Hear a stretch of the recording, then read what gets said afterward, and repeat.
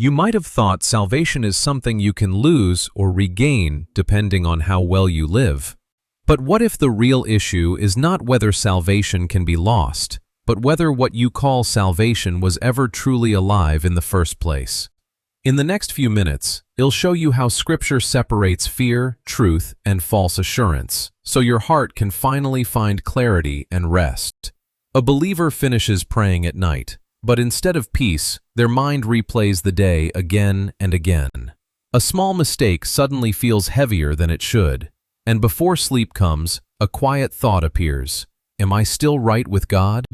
This is where many people quietly live, between loving God sincerely and doubting their standing before Him at the same time.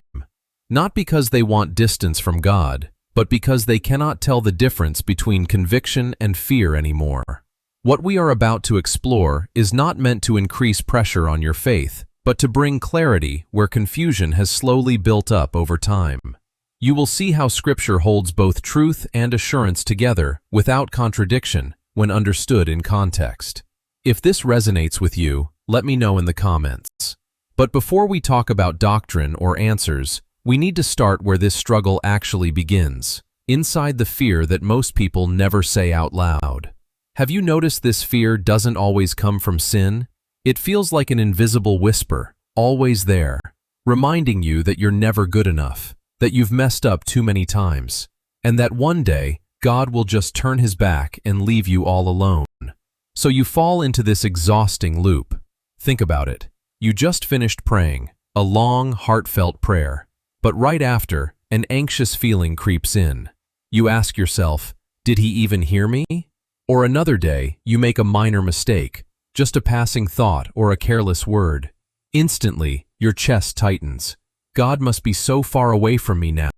That isn't faith anymore. That's pure exhaustion. The truth is, this fear doesn't come from a specific Bible verse. It's fed by accumulated emotional wounds and your own life experiences. Many of us today are facing a pretty bittersweet reality. Spiritual anxiety doesn't come from a lack of faith. It comes from faith being tangled up with unhealed psychological struggles. You aren't actually losing your salvation. You're just losing your certainty. The real question in your heart right now isn't a complex theological debate. You are living in a constant state of insecurity, where God's love suddenly feels so fragile. But the Bible says there is no fear in love, but perfect love drives out fear. So why are you still afraid?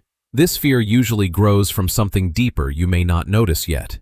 What if the problem is not your salvation, but your definition of it? We often unconsciously turn salvation into a state that must be maintained by our behavior. Or worse, we treat it like an emotional feeling.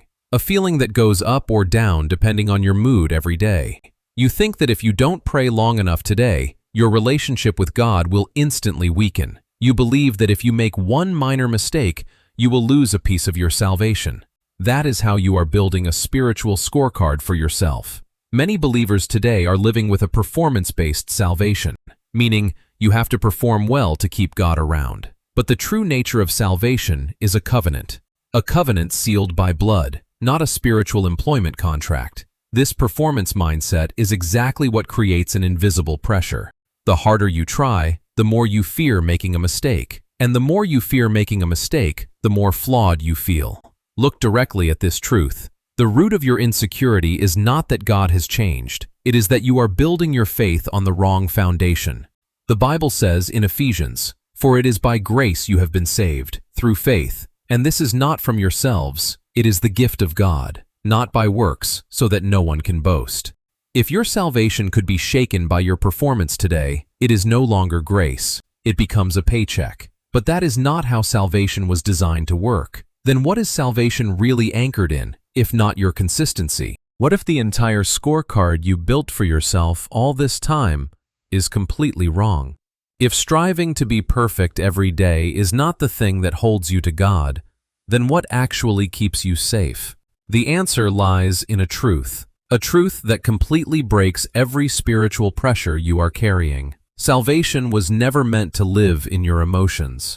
It is not a psychological feeling that goes up or down depending on your behavior every day. Think about a child in a family.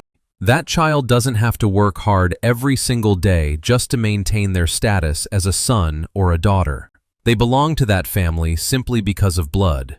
Or look at a real marriage covenant. It doesn't automatically reset or vanish based on how the couple feels on a random bad day.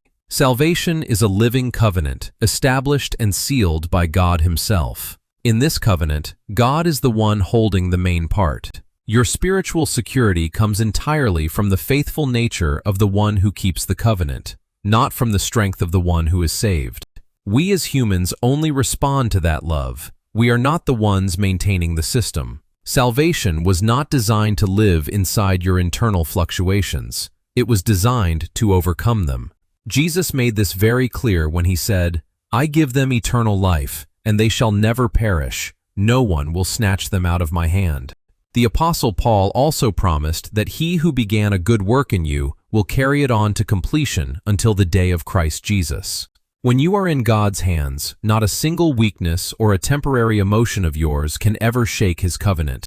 But this truth creates a question most people are afraid to face. Not everyone who feels saved actually is saved. That is a very uncomfortable truth, but we have to face it. There is a massive line between practicing a religion and being truly transformed by God. You can go to church every week. You can be highly active in ministry. But all of that can still just be an outer shell. Deep down, you may have never truly entered a covenant with Him. Think about Judas. He walked with Jesus. He served as a disciple.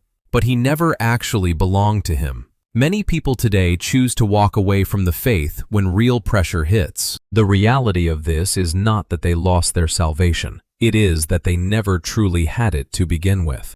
The Bible states it clearly in 1 John. They went out from us, but they did not really belong to us. For if they had belonged to us, they would have remained with us. And Jesus Himself warned that not everyone who says to Him, "Lord, Lord," will enter the kingdom of heaven. So the issue here has never been about whether salvation is easy or hard to lose.